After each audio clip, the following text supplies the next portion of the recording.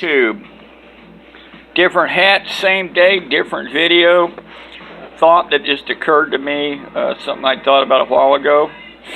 Not wanting to knock all you preppers that have this idea, or some of you survivalists. The SHTF, whether it's the Second Great Depression or whatever, the grid down scenario, where you're going to go live off the land and hunt and fish. During the First Great Depression, I don't know how long it took, but it really lasted for, I don't know, around 10 years. The stock market crashed in 29, but I don't think the depression really set in really hard until 30, 31 maybe. But I do know historically the deer population and a lot of the game populations was darn near hunted to extinction. Somebody made this point last night on a live stream about how long the wood would last.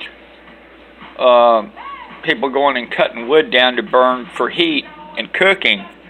Now, if you're in a suburban area, they're going to be burning your privacy fences and furniture and stuff within probably 30 to 90 days.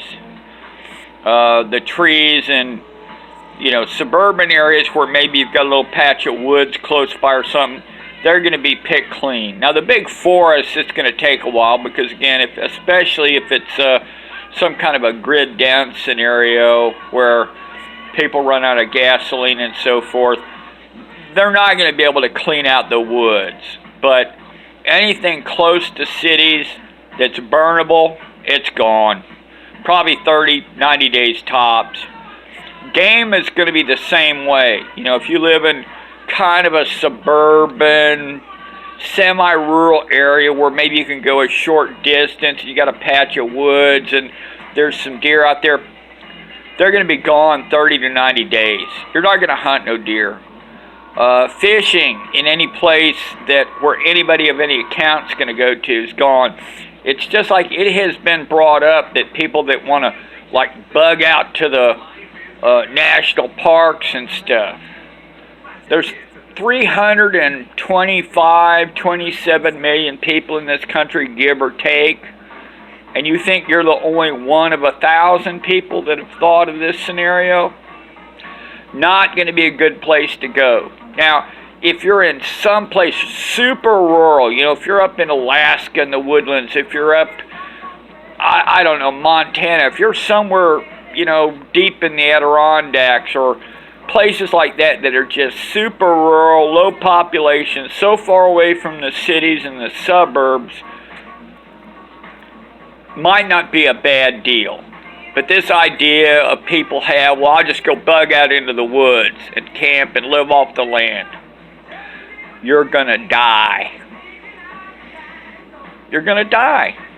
It's not going to happen. Resources, because you got to figure this out right now. What's the percent of the population of us that hunt now?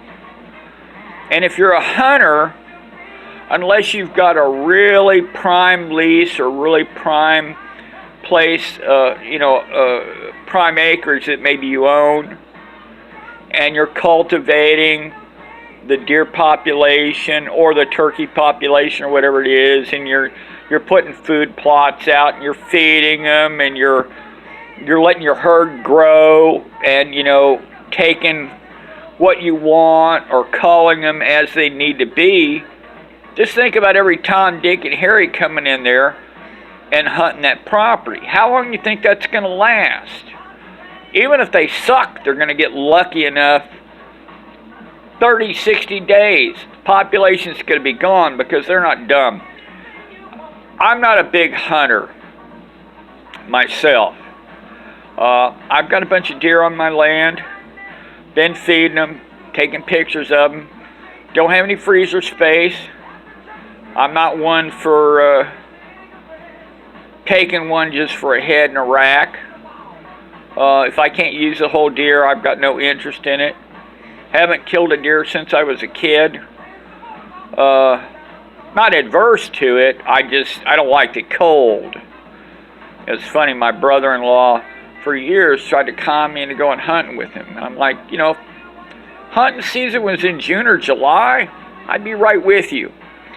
But he'll call me from his deer blind, freezing his nuts off, whining and crying about the cold, and I'm thinking, well, that's exactly why I'm not there. But the last couple of years, after I went through cancer and some other stuff, I kind of got a notion that I wanted to do that. And I enjoyed myself. First time I went out, I saw 3 horses and a roadrunner. That was it. But I had a good time. Campfire and all that BS. Although, I'll have to admit, my brother-in-law and his friends probably didn't have the best plan for hunting. They were going out there to have a good time. A couple of them basically, well, one of his friends said he quit drinking. Okay, what are you doing now? I'm drinking. I thought you quit drinking. No, I only drink when I hunt. Well, you didn't quit then. No, I quit. I only drink when I'm out here. I go, no, you didn't quit. You quit drinking in front of the wife. That's what you did. My brother-in-law is the same way my wife's brother. His wife doesn't like it. She's a pretty hardcore Bible thumper, teetotaler kind of a person. Nothing against that, but that's just statement of fact. And she gets upset. He doesn't drink around her. So he lives for hunting. But I figure the roaring bonfire and the drunks playing music and making a lot of loud noises on Friday nights when they go hunting on the weekend probably is kind of a dead giveaway to the deer on the drunk rednecks are back with their liquor and their guns. Time for us to bug out. And that's why I never seen no deer. But it was fine. I had a good time. It was a camping trip with a loaded gun. What the hell's wrong with that? But anyway, these people that think they're going to go live off the land, you're not going to do it. You're going to have to go so far out and so remote, you're going to have to be like Jeremiah, the mountain man, to get so far away from humanity that you're potentially able to do that. Anything else is just really unrealistic. Don't kid yourself.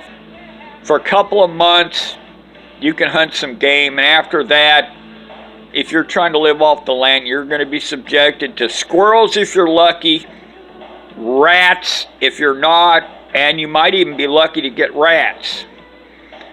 That's going to be the reality of it. You need to grow your own stuff.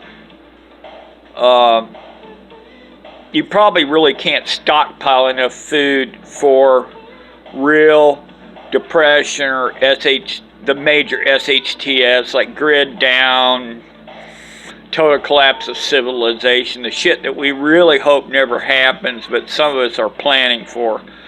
You could literally have to have years stockpiles of food.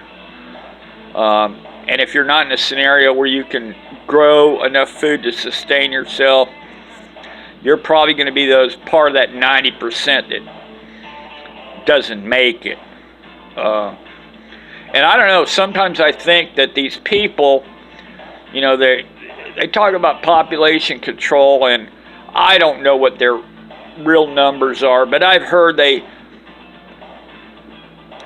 think the ideal population of the earth is about 500 million, and I think there's like 1.8 billion on the face of the earth now.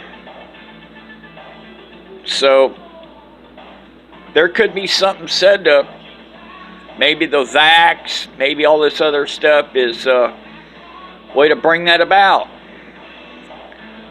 Because Lord knows the elites, they want to be there. They want to be the ones. They don't give a shit about the rest of us. As long as they got somebody to pump their septic tanks and shovel their ditches and whatever meaningless crap there is. I get a kick out of Star Trek. Roddenberry was a socialist, at least by everything that he said. And all these people, they're wandering around when they show you scenes of the Earth, and they're wandering around in their robes and crap, and their little uniforms and shit.